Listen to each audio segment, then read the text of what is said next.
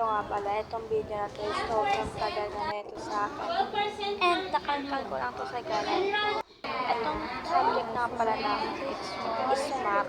Ano daw?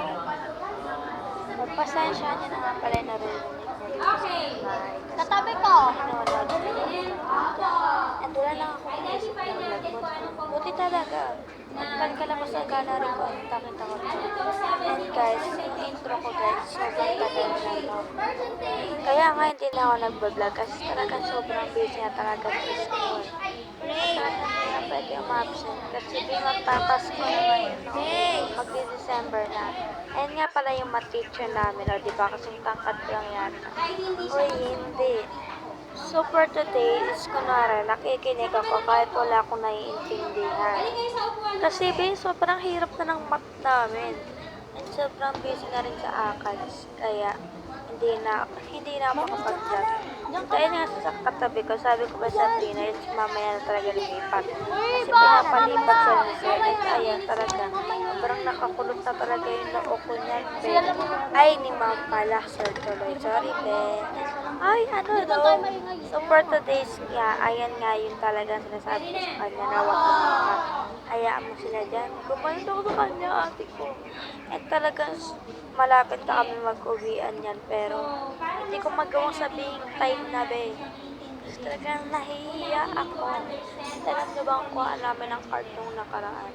Diba sabi ko sa inyo, sobrang tagal na ng video na to eh. We know that 12% of the total enrollment in the school and 72 grade 6 pupils. Ang given lang na number dyan ay 12% at saka 72. Tama? Opo. Yung grade 6 isasama pa natin sa computation? Opo. Alright. So, ang hinahanap, assign na natin. The pupils in the school. Which means, that means we are looking for the base. This means we are looking for the Base. Kasi kailangan natin malaman yung kabuuang bilang ng enrollment para malaman yung pinanggalingan ng 12% o yung 72 grade 6 students. Ibig sabihin, ang hinahanap natin ay yung kabuuang enrollment mula kung may kinder hanggang grade 6. Eh, ang given lang ay maliwanag po. Okay, so next step is to plan. Anong gagamitin natin solution? Anong method ang pwede natin gamitin? Tingnan natin. Baliktad mo So, ang number one. Method number one, parang yung kahapon din. Model. Drawing muna ako. Kuwari, And guys, so maaga uwian namin. Dapat 12 nakauwi na kami. And sa Monday 12, 2, yan namin. Diba 2? may maingay. Simula kahapon guys, super aga. Ay hanggang bukas, 12 Ng pa. total number yung pinag-uusapan natin, ilang percent yung kabuuan? 100%. 100% ang kabuuan. Diba sobrang aga? So kaya, ayan. Pagsipalan ako. Sinabi ba sa word Maaga problem yun. kung ilang lahat na bata yan? Opo. Grade 6 solution nyo. Sinabi hindi. Dito.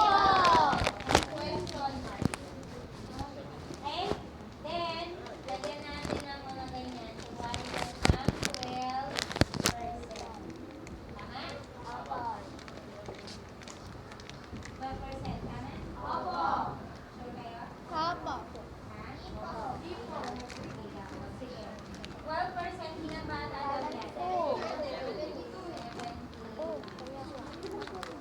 Sabi nga yung dalawa eh.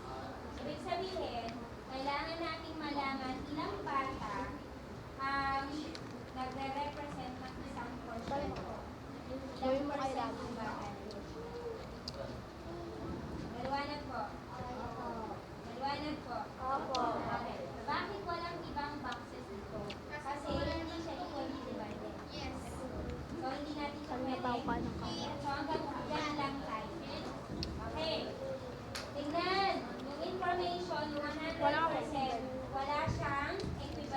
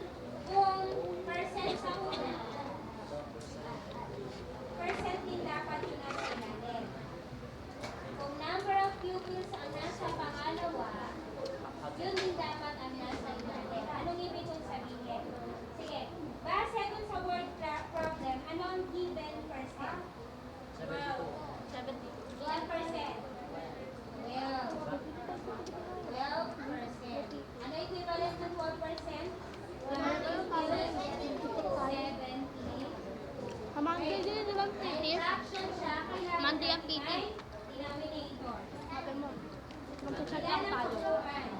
100%. 100%. Dito, may sinabi ba? Wala.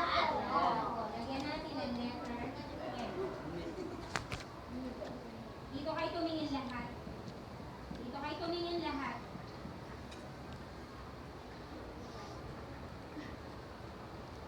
Hindi na nga makaintindi eh. Hindi ka sabi ko, hindi ka nakikinig.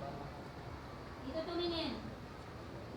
So, dito sa base, kapag ginamit ninyo ang equivalent fraction, kung nasa unahan ninyo ay percent, dapat lahat ng percent ninyo. Kung ang nasa pangalawa ninyo ay lahat number of pupils, lahat ng naandito sa fraction na to ay patungkol sa pupil. Kung inuna mo dito ang number of pupils, yung 70 ko nandito, yung n nasa ilalim. Kung nilagay mo dito ang percent, yung 12 na andito, yung 100 nasa ilalim. Naintindihan ba? Okay. 11 lang. Tingnan ninyo yung 12 at saka 72 kasi yan ang kompleto. Ano ang pwede na